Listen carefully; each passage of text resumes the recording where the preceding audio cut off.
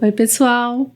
Aqui é Liliane Rocha. Estamos mais uma vez aqui no podcast Infância Nutrida.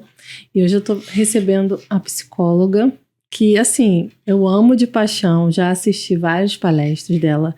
Tem Instagram, tem livro, tem muito conteúdo legal para a gente falar hoje, que é a Lívia Rodrigues.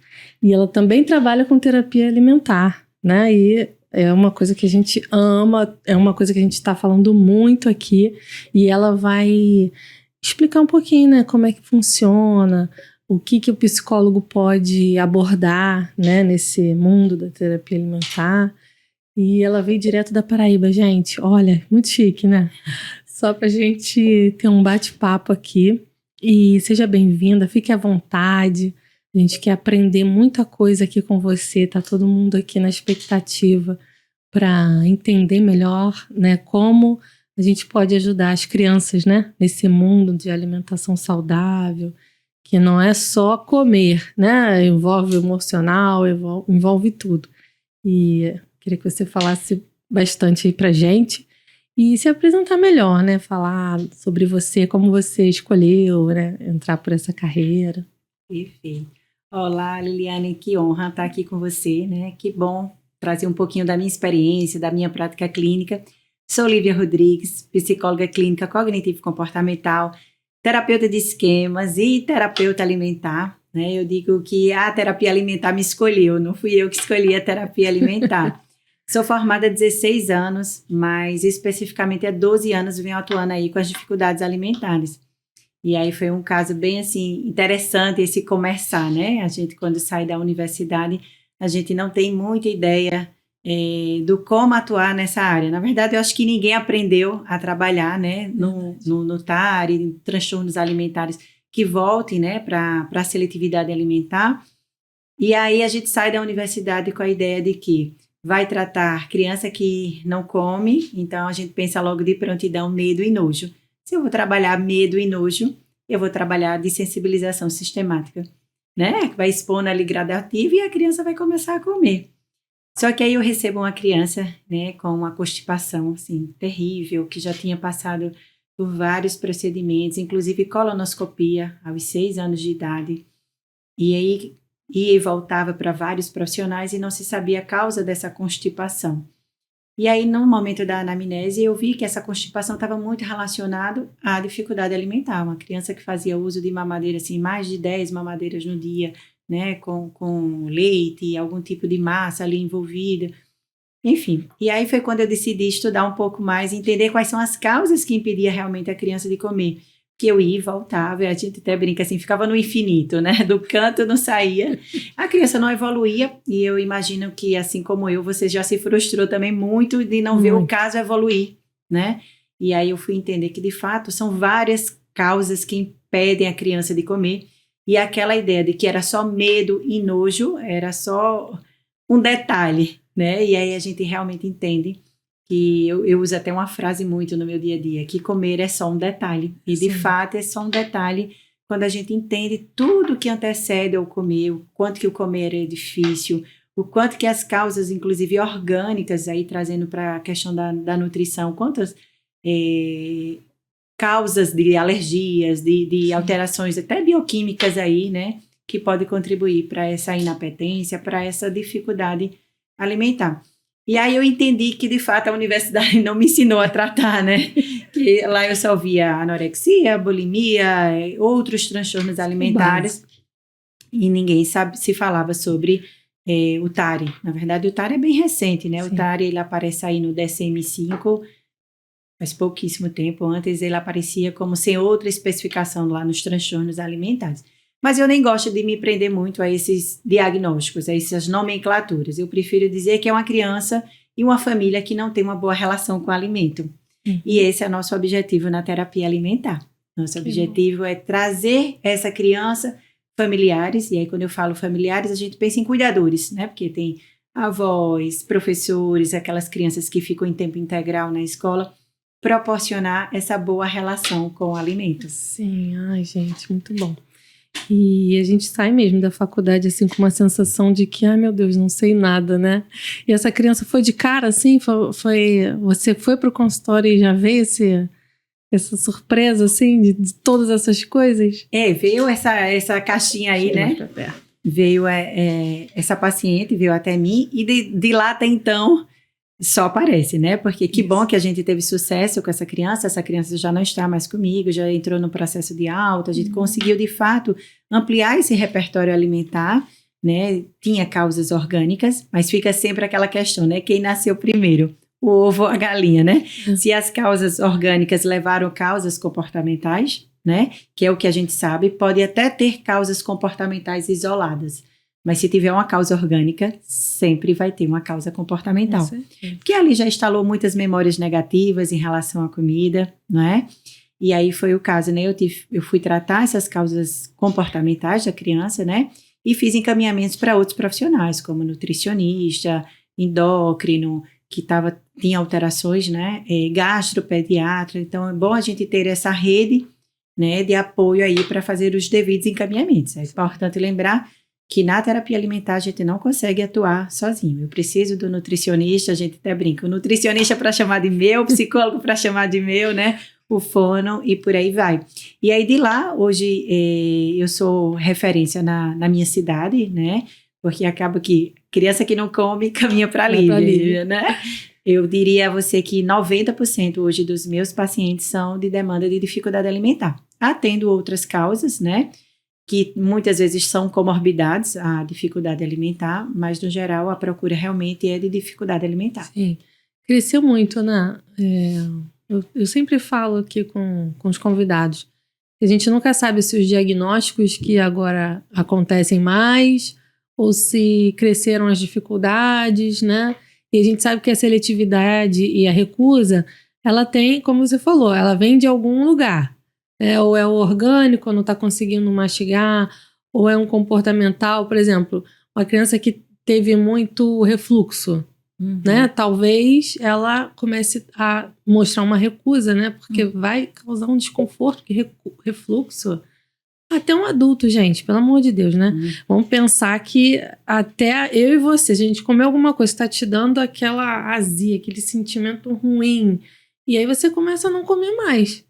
Só que você já é adulto, você está entendendo o que é. E a criança, às vezes, não sabe se expressar, não sabe falar o que está acontecendo. E aí os pais, né? Enfim, os adultos começam a rotular, né? Ele é muito seletivo. E talvez por conta de esse aumento, né? De seletividade alimentar. Isso está muito em alta, né? E aí os adultos começam, não, ele é seletivo e tal. E acaba que quando a gente traz isso, quando a gente aborda isso no consultório e fala, ele é seletivo, mas tem algum fundo, tem alguma coisa, a gente tem que pesquisar. E aí que eles vão entender, né, que não é bem assim, tem alguma coisa aí. E aí, como você falou, não é só o nutricionista, é o fono, é o psicólogo. O psicólogo, então, ele tem que andar assim de mão dada com o nutricionista, entendeu? Seja para infância, adulto, idoso, isso aí é o básico, né? E como é que você aborda isso com os pais, encaminha, você faz alguma seleção, são todos que fazem a terapia, como é que funciona? Hoje lá na clínica a gente tem uns pré-requisitos no momento da avaliação. Se for criança menores de 3 anos, eu não faço a avaliação. É feito pela minha sócia, que é nutricionista, e ela é essa porta de entrada nesse primeiro momento, né? Mas a gente entende que depois de 4 anos, impossível uma criança que tem uma demanda de dificuldade alimentar, ela também não precisar do psicólogo. Então, a gente faz esse pré-requisito. Até começa com a minha sócia, que é nutricionista, mas vai também fazer a terapia, a psicoterapia comigo, né? A terapia alimentar comigo, no caso com o psicólogo. Porque a gente entende exatamente isso que você tratou aí, né? Já são memórias muito negativas em relação. Na verdade, não só as memórias, mas a própria relação familiar, as posturas parentais. Então, eu faço muita orientação parental, treinamento de pais com esse enfoque, né, na terapia alimentar. Então, a gente trabalha muito em conjunto nesse sentido. A seletividade alimentar, ela é uma causa, né? Na verdade, os pais já chegam às próprias crianças. Eu sou seletiva, né? Das crianças. não gosto dessa textura. Eu disse, como assim que você já consegue identificar que não gosta dessa textura, né? Ou faz qualquer relação, eu tenho um problema sensorial com, né? Então, 5 anos tá falando isso, né? Eu não gosto dessa textura. E a gente sabe que é muito do que se é visto, né? Nas redes sociais, nos grupos de mães e por aí vai. Mas eu acredito, Liliane, que de fato o número aumentou muito em função até do momento que a gente vive, né? Desse acesso a produtos muito industrializados, fast foods da vida, perfis muito ansiosos. É muito prático, né? A gente pegar o celular e pedir ali uma comida. Sim. Então, eu acredito que sim, aumentamos. Mas, se a gente for conversar com colegas da nossa idade, a gente já tem esse público, né? Só que não tinha nome. Era só aquele menino que é ruim para comer. É o chato para comer, né? É, chato para comer. E que as práticas eram outras, né? Sobre ameaça e que, de repente, até comeram. Mas tiveram um custo muito alto, né? Para esse comer. Chinelo na mesa. Isso. E eu não sei você, mas eu recebo muitas famílias que quando trazem esse relato da criança não comer, ou o pai ou a mãe diz assim, eu também era chato para comer. Mas a minha casa resolveu fácil, meu pai colocava chinela, ameaçava e eu comia, então é frescura. Lamentável que para muitos ainda usam essa terminologia de que não come porque é frescura, deixa lá na minha casa que eu resolvo fácil, criança que tem fome não fica sem comer, deixa aí um dia inteiro sem comer que ela vai comer, né? Mas a gente sabe o quanto que dói, o quanto que é sofrido. Essas famílias que chegam para a gente já estão tão desgastadas, já passaram por profissionais que de repente não são capacitados, né, para atender o caso, e aí promete até fórmula milagrosa, eu vou devolver seu filho comendo. É mesmo. E aí eu digo, comer até 3 dias. Eu digo, corre, só corre. Se algum profissional disser assim, te devolvo o teu filho comendo, é um charlatão, né? Tem uma amiga até que usa esse termo aí, a gente não tem como fazer essa magia acontecer, né? Eles me perguntam, em quanto tempo você faz meu filho comer? E aí a gente diz assim, quanto tempo faz que ele não come, Liliane? Aí você diz assim, 3 anos, ele só comeu até os 2 anos. Eu digo, então é quase esse tempo que eu vou te devolver teu filho gostei comendo. Dessa resposta. Vou adotar. Se você não conseguiu fazer teu filho comer em 3 anos, não sou eu que vou fazer em 3 semanas. E uma vez na semana, às vezes 2, né? E a mãe, né, sempre ali. Mas aí a gente sabe que é muito desgastante para essa família. Nossa. Quem é mãe sabe. Quer ver uma mãe desesperada, é um filho sem comer. E aí esse desespero, por vezes, faz a gente tomar práticas, atitudes inadequadas, disfuncional, torna um ambiente muito disfuncional para aquele comportamento alimentar, né? É verdade. Não, e já começa com os adultos. A gente tem que trabalhar com a família primeiro, né? Igual você falou, tem que acolher, entender, porque a mãe já está desgastada, o pai também, briga um com o outro, porque um acha que tem que fazer isso e o outro não.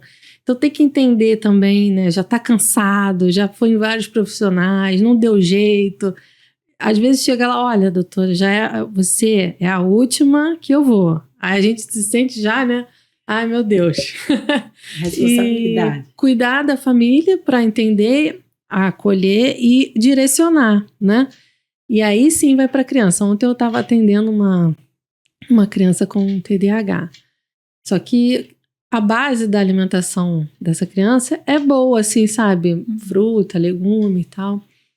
E eu estava conversando com ela que, assim, às vezes o que ela fez e o que o pai fez dentro desse contexto, às vezes não sempre, né? Ajuda a criança a ter um direcionamento, né? Porque ela vai ter a vida social de escola e tal, de sair, mas em casa ela vê a família agindo daquela forma, vai criando, né, os hábitos. E ela vai crescer, né? Ela vai ter escolhas. Não adianta ficar forçando, não adianta... não, lá em casa eu boto chinelo na mesa. Isso eu escuto muito, né? É muito triste. Até você explicar, né? Não, isso é frescura. Na minha época não era assim. E não é que mudou na época dele ou agora. É que a abordagem precisa ser diferente, porque ele vai crescer.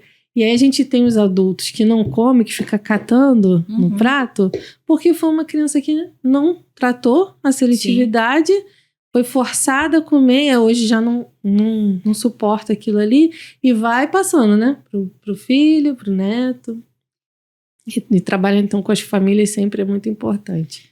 E falar nesse não tratar, a gente sabe que um transtorno não tratado, ele está propício a desenvolver outros transtornos alimentares, inclusive. Sim. Então, eu tenho aquela criança que tem um baixo repertório alimentar, e normalmente esse repertório é de muito açúcar, muito carboidrato. Então, o pouco que ele come em termos de variedade, ele passa a comer em excesso.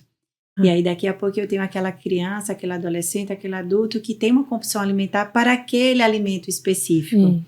E aí, depois começa uma preocupação lá na adolescência com a autoimagem. E aí, eu começo a ter outras práticas, como práticas bulímicas, anorexia, e restringindo aí excessivamente. Ou seja, vou voltar, né? É aquela pessoa que não tem uma boa relação com o alimento. Então, na verdade, a gente fala da terapia alimentar, sempre remetemos à seletividade alimentar, mas a terapia alimentar, ela tem o objetivo de trabalhar o transtorno alimentar como um todo, de modo que vai trabalhar essa relação com o alimento. Então, uma pessoa que tem uma compulsão alimentar, né, em função desse baixo repertório, dessa variedade, ela não tem uma boa relação com o alimento, né? A família não tem, na verdade. E como você falou dos industrializados, né, pegando esse gancho, nos industrializados a gente tem os melhoradores de sabor, né, que influencia muito no paladar. Então, uma criança que come, já cresce começando a comer aquelas papinhas industrializadas que vendem na farmácia, que já tem um sabor ali bem acentuado. E os temperos que é usado na comida, e os industrializados da lancheira, a gente às vezes não olha para essa lancheira, mas é todo dia. Se mandar uma besteira, é todo dia que está comendo uma besteira. E esses melhoradores de sabor, eles são pioradores, vamos dizer assim. Não sei se existe essa palavra, mas eles atrapalham muito a reeducação alimentar.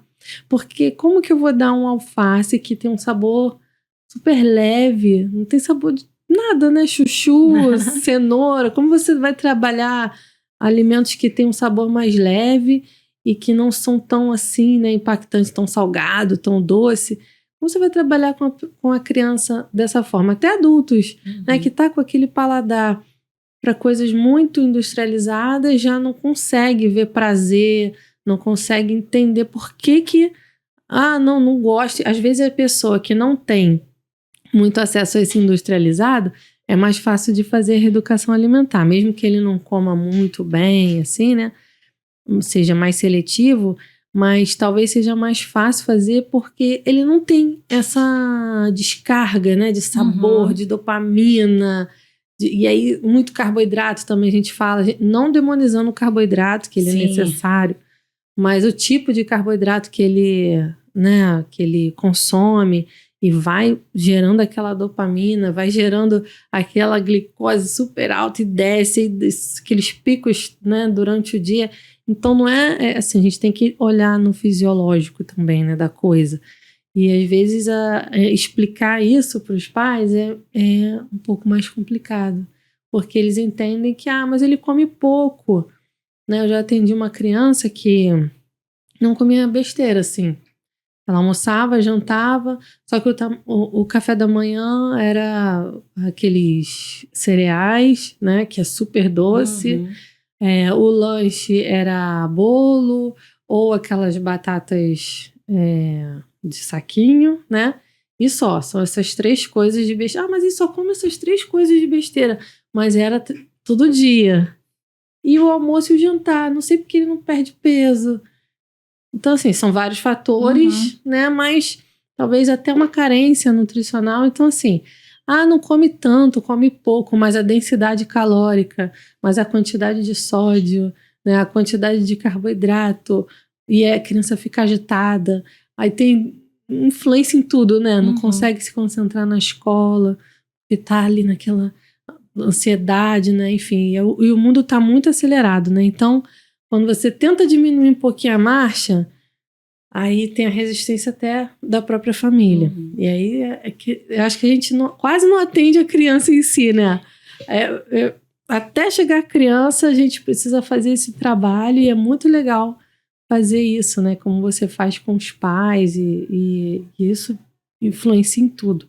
E essa criança vai crescer, ela vai ter que escolher, vai ter que fazer. Os pais não vão durar para sempre, né? E eles vão estar em locais que precisa, né, dele escolher o que ele vai comer. Então, se ele receber isso de uma forma mais leve também, e é isso que eu também converso muito com a família, porque quando começa a fazer uma dieta, é assim: ah, você não pode isso, olha, a nutricionista falou. Por isso. A criança já chega no consultório com raiva, né? Querendo pegar no pescoço da gente. Porque a mãe fica: não, olha, a nutricionista falou que não pode. Ó, vou falar pra tua nutricionista. Gente, não façam isso, por favor. E a criança já fica com aquela cobrança, né? E começa até receio daquilo ali, e aí não vai aceitar, não tá dando prazer, não tá dando experiência boa, né? Nosso cérebro é feito de experiências. Isso. E como lidar com isso? Como me dá umas ferramentas assim pra gente, pra todos nós que estamos aqui assistindo. Os industrializados, como você bem falou, têm esses realçadores de sabor. E é natural que a gente vá em busca, até por uma rigidez cognitiva que essas crianças normalmente têm, né? Eu digo, é protetivo. É natural que eu queira ter segurança. Então, eu vou comer aquela batata frita de um determinado lugar, porque eu tenho a segurança de que se eu chegar no Rio de Janeiro, se eu chegar em João Pessoa, vai ser aquela mesma batata frita. Então, eu mantenho aquele padrão e muitas vezes a gente tem dificuldade de quebrar esse padrão. E esse realçador de sabor, na verdade, ele mascara o sabor. Normalmente são comidas muito condimentadas, com muito sal, com muito açúcar, onde a gente não tem, de fato, acesso ao sabor daquele alimento, né? E aí eu vou chamar até a atenção para um detalhe aqui que com certeza você vai saber melhor que eu, Liliane, que são aqueles suplementos, né? Sim. Aquela mamadeira recheada, eu digo, uma bomba calórica que é impossível despertar a fome, de impossível a criança, inclusive, reconhecer os sinais do corpo de fome, de saciedade, porque são pais, muitas vezes, que dão mamadeira na madrugada, com esse medo da criança, né, desmaiar, vai ficar com fome, então eu prefiro dar essa mamadeira. E se a gente for a fundo, não vai ter carência nutricional, mas está sendo mascarada aí através desse suplemento. Mas eu não estou preocupada só com os exames bioquímicos dele. Eu estou preocupada com essa criança que vai a uma festa de aniversário e ela não consegue ter uma boa relação na festa de aniversário porque comer é social. Uhum. E aí eu vou para a festa e eu não consigo ir na lancheirinha, pegar minha lancheirinha, porque nem aquelas guloseimas eu consigo comer, né? E aí você falando de memória prazerosa, né? A gente precisa despertar, não precisa fazer esse terrorismo. Olha, a Nutri não vai te deixar comer chocolate, tomar sorvete. Isso faz parte da infância, não há nenhum problema. A gente até brinca assim, se tiver que começar com chocolate na terapia alimentar, a gente vai começar com chocolate. Sim. Porque, na verdade, eu quero até chegar, nosso objetivo é ter uma boa relação e uma boa alimentação, o mais saudável possível, né? A gente não pode também naturalizar esses fast foods e achar que está tudo bem, comer mal. Isso. Não está tudo bem. Mas que não tratar e fazer esse terrorismo de que está proibido, foi para a Nutri. Inclusive, estamos habituados a ir àquela Nutri para dar aquele cardápio bonitinho de colocar na geladeira, né? E eu digo, às vezes não tem, que chega lá e fala, não vou dar cardápio, a gente vai ter uma conversa, e aí, como assim? O que eu vou dar, né? Eles vêm buscando isso. O plano alimentar e às vezes não tem, porque não tem como, né, fazer esse começo. Como que eu vou colocar um plano alimentar na geladeira se a criança não dá conta de comer? Então, vai se frustrar a mãe, a criança e o terapeuta também, porque eu vou colocar algo que ele não vai conseguir me dar naquele momento, lógico. Inclusive, eu encaminho depois, eu digo, eu preciso que tu faça os ajustes, faça essa distribuição melhor desse aporte calórico, até para oportunizar, né, essa janela aí do apetite, mas inicialmente não. Então, esse terrorismo que se faz do doce, do chocolate, esses exageros, essas práticas exageradas, muitas vezes é gatilho para desenvolver o transtorno. Excesso. Se a gente pensar, tudo que é excesso é patológico, né? Então, a criança precisa ter esses registros do bolo de chocolate da vovó, né? Do picolé na praia, e tá tudo bem nisso. Do mesmo jeito que ele vai fazer esses registros positivos, ele faz os registros negativos. Você falou, né, do refluxo. É natural, se eu associo aquela memória, eu vou querer recusar. É o medo. O medo é uma emoção muito protetiva. Então, eu não vou querer ir de novo experimentar. Se eu vou mastigar uma carne e eu não consigo mastigar porque eu tenho uma demanda motora oral, qual é a tendência? Eu tirar a carne fora e não querer comer. Tudo que a gente encontra um certo dificuldade, a natural do ser humano é recuar, né? Então, é recusar. Então, essas memórias, esses registros, crianças que adoeceram, é muito comum isso, passaram por uma virose, né? Uma demanda aí de questões de episódios de vômito, e vomitar é muito ruim. Muito. E aí a gente associa, comi, meu filho deixou de comer omelete por um episódio de vômito. E ele fala, mamãe, eu não vou comer omelete, porque se eu comer omelete, eu vou vomitar. Então, até a gente desconstruir, ressignificar isso, leva tempo. Então, a orientação na psicoterapia, na terapia alimentar com o psicólogo, parte muito daí. Da gente ressignificar os pensamentos, para eu ressignificar a emoção e, consequentemente, eu ter um comportamento mais favorável acerca daquela alimentação. E aí você falou em algum momento aí, e me veio a lembrança, que é nossa obrigação, quando você falou dos que não vamos ter os pais para sempre, para ensinar isso aí, né? A gente precisa ensinar, inclusive, na resolução de problemas, porque são crianças que vê um verdinho ali no prato e já se desespera. Já recusa todo o resto. E não senta nem na mesa, às vezes, né? Isso. E aí eu faço esse treino de resolução de problemas. Eu falo, tá, Liliane, o alface tá aí. E aí, o que é que tu pode fazer? Tu pode colocar o alface no cantinho do prato e comer todo o resto. Quais são as possibilidades da gente resolver isso? Não fazer essa recusa completa. E a gente vai fazendo isso gradativo, ensinando que eu vou na casa do amigo, eu não preciso gostar de tudo. Todo mundo tem preferências alimentares. Para quem não sabe, eu odeio melancia. Pois é, tem as preferências também, né? A gente às vezes acha que tudo, porque é chato. Não, vamos entender também. Isso, e tá tudo bem, não precisa gostar de tudo, né? Mas de fato a gente se preocupa quando esse repertório não tem uma variedade, não contempla os grupos alimentares. Então, se eu tenho uma criança, que inclusive é muito comum no meu consultório, restringir por completo a proteína animal, que tem muita criança que faz relação do, eu tenho pena da vaquinha, da galinha, quando elas começam a ter noção, né, do bicho, e aí por até uma filosofia de vida, tá tudo bem, a gente vai trabalhar junto com a nutricionista, como é que a gente pode introduzir essa proteína animal de alguma forma, mas ela precisa ser consumida, né? Então, se eu tenho aquela criança que exclui grupos alimentares, se eu tenho aquela criança junto à família que a alimentação é uma verdadeira batalha, ela já tem critério de entrar no processo terapêutico alimentar. Sim. E depois da pandemia, hein? Como é que isso aconteceu? Como é que foi esse retorno? Porque, assim, no consultório foi desafiador. As crianças chegaram bem acima do peso, já não podia se exercitar, né? As que faziam e as que não faziam, então já, né? Acima do peso, sedentárias, enfim, né? Com algumas restrições ainda mais, assim, exacerbadas. E como é que foi esse retorno, assim, para você? Foi bem desafiador. Na verdade, a gente ainda colhe, né, frutos aí desse período bem difícil que a gente passou, tanto crianças com sobrepeso ou com a demanda de dificuldade alimentar, de recusa alimentar. Tivemos crianças que perderam o olfato e o apetite, o paladar, perdão. Né? E isso interfere totalmente no interesse.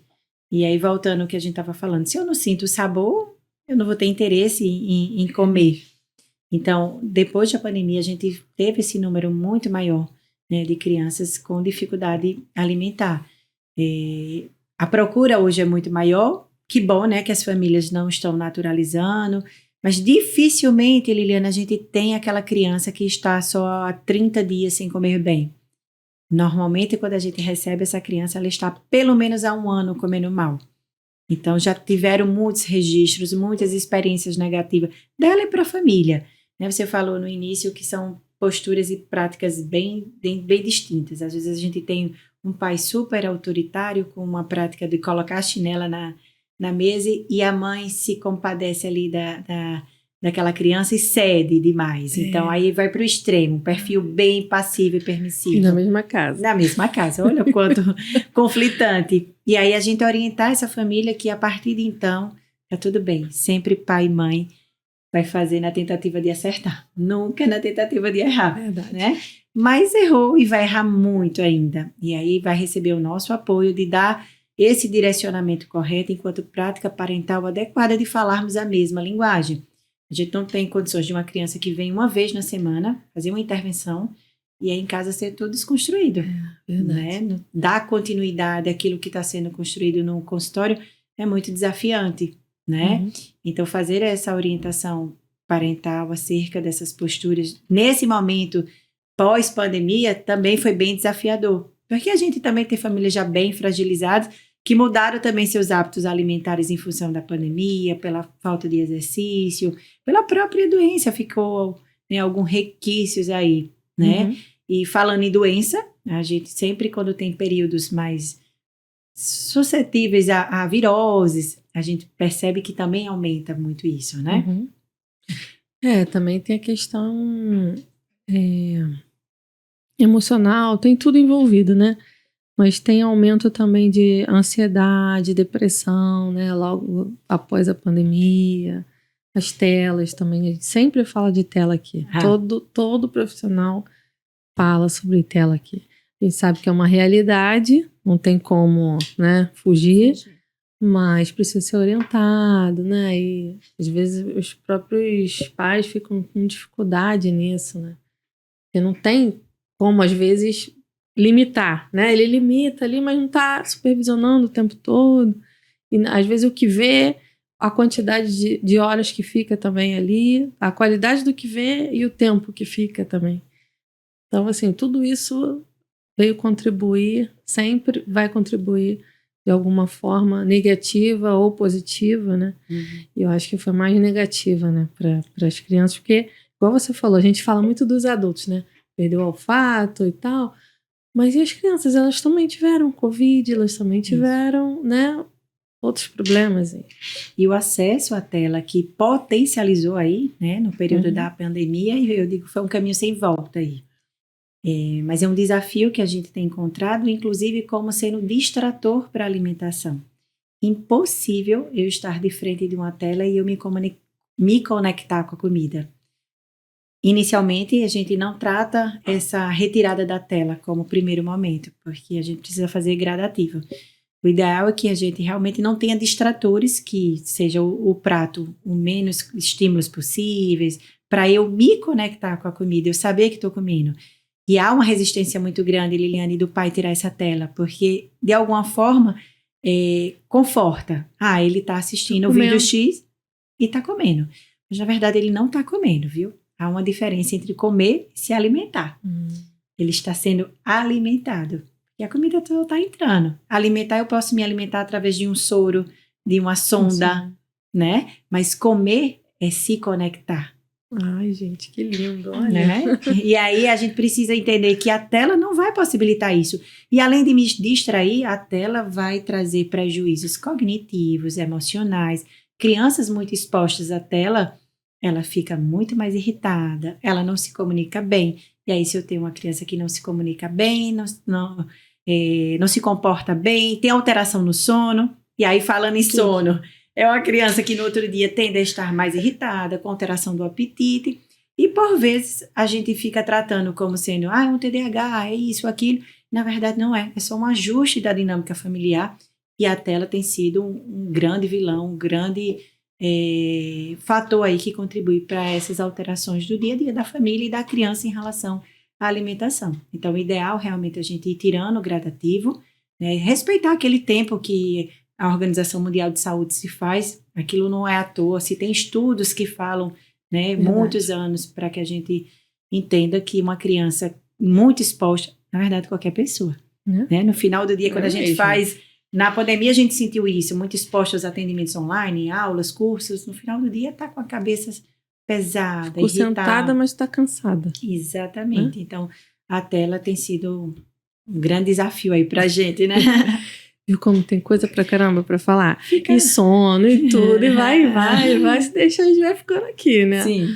Mas quero agradecer por você ter, né, vindo. Poxa, foi muito, assim, muito bom. Quando você aceitou, eu fiquei muito feliz, fiquei muito satisfeita. E eu espero que Deus te abençoe ainda mais, cada dia, que você continue levando essa missão tão linda na vida dessas crianças e essa transformação, né, para as famílias. E venha mais vezes, quando você vier no Rio, já que eu sei que você gosta daqui, só falar, Liliane, tô aqui. E a gente se organiza, tá? Ó, tô indo, vamos organizar. E como a gente conversou aqui, tem muita coisa. Se deixar, a coisa vai fluindo, né? E eu gostei desse finalzinho que você falou, que é se alimentar não é igual, que comer não é igual a se alimentar, né? E que comer é só um detalhe. É só um detalhe, viu, gente? Ah, que coisa. Obrigada, tá? Se quiser deixar uma mensagem aí pra galera. Eu que agradeço. Muito bom. A gente, de fato, ficaria o dia inteiro aqui conversando. Não falta assunto aí. É sempre um assunto gostoso de falar. Eu fico feliz de trazer um pouquinho da minha experiência, da minha prática clínica aqui. Venho atuando aí. Eu acabei que no início lá nem falei na hora da minha apresentação. Hoje eu utilizo de alguns materiais, né? Alguns recursos que já me dá subsídio nesse tratamento. Que quando a gente procura aí, se colocarmos material para trabalhar dificuldade alimentar, artigos que envolvem, ainda é muito pouco, né, nas produções acadêmicas, inclusive. E aí, em função de toda essa imersão no estudar, venho desenvolvendo alguns trabalhos aí. Então, hoje eu tenho o Papo Alimentar, não sei se você conhece, mas é um joguinho assim Sim. maravilhoso, que são 100 perguntas para trabalhar, né, com a criança. E às vezes, quando eu puxo uma cartinha, eu digo: qual foi a última vez que você foi ao restaurante? Olha assim, com os olhos arregalados. Uma criança que não tem uma vida social, que não tem esse comer social. Então, o joguinho possibilita esse papo muito divertido aí com a criança. Tem uma menina que não gostava de comer, que fala da menina que vai ao psicólogo e lá encontra a fada cozinha, que a gente vai transformar, fazer essa magia acontecer para que transforme aí a alimentação. E tá no forninho aí, viu? Os pais da menina que não gostava de comer. Ah, que legal! Que é treinamento de pais para a família, né? Com dificuldade alimentar. Tem o avental alimentar também, que é um recurso que eu utilizo aí para a gente fazer essa conexão do cérebro com o sistema digestório. E tem o baralho do Tari também, que é um material que tem ajudado aí os terapeutas nesse processo aí. Então é isso. Obrigada, Liliane. E onde é que Liliane encontra para comprar? Eu não tenho esse das perguntas. Não? Preciso. Então, no link da minha bio, né, o meu Instagram é liviarodrigues.pc. Lá tem o link, você pode acessar e vai ter todos os meus materiais. Alguns, infelizmente, já estão até esgotados. O Papo Alimentar estava esgotado na editora, mas certamente aí já deve estar prestes a sair mais materiais. Legal. Então, gente, ó, se tiver algum comentário também, alguma pergunta, a gente encaminha para a Lívia, ela responde, né, sem problemas. E eu espero que vocês tenham curtido tanto que eu curti, o tanto que eu gostei desse momento. E espero repetir, né, outras vezes, venha mais vezes. A gente volta, né, num próximo episódio. Sempre assim, ó, sempre nesse nível, o papo é sempre nesse nível. E espero que vocês tenham gostado. Se inscrevam aí no canal, curte, comenta aí o que vocês tiverem de dúvida. Se tiver alguma sugestão de assunto também, vai ser muito bom interagir com vocês, tá bom?